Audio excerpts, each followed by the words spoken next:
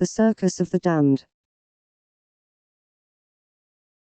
There was a circus that traveled to different cities, luring in curious children and adults alike with their bright posters and alluring promises of entertainment. It was a mysterious circus, many claiming that it appeared out of nowhere, its true origins unknown. One day, a group of teenagers decided to investigate the circus. They snuck past security and found themselves in the circus tent. Strange things started happening almost immediately.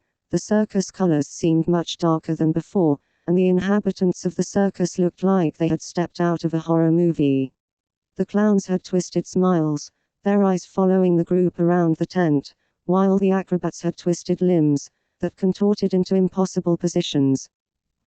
Despite the group's growing fear, they pressed on, moving deeper into the tent where they found themselves in a maze of mirrors. But as they walked through the maze, they started noticing that their reflections were off. The group's leader had long, sharp claws rather than fingers, while another member had eyes that glowed in the dark. Suddenly, the group realized they were no longer alone in the maze. The inhabitants of the circus had followed them in, and they were not happy with the interlopers.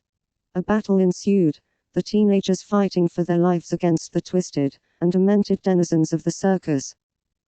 In the end, only 2 members of the group managed to escape the tent. They ran out, hearts pounding, and lungs burning with fear. They looked back at the tent, now dark and foreboding in the night, and whispered to each other, "We must warn the others, so they don't fall victim to the circus of the damned like we almost did."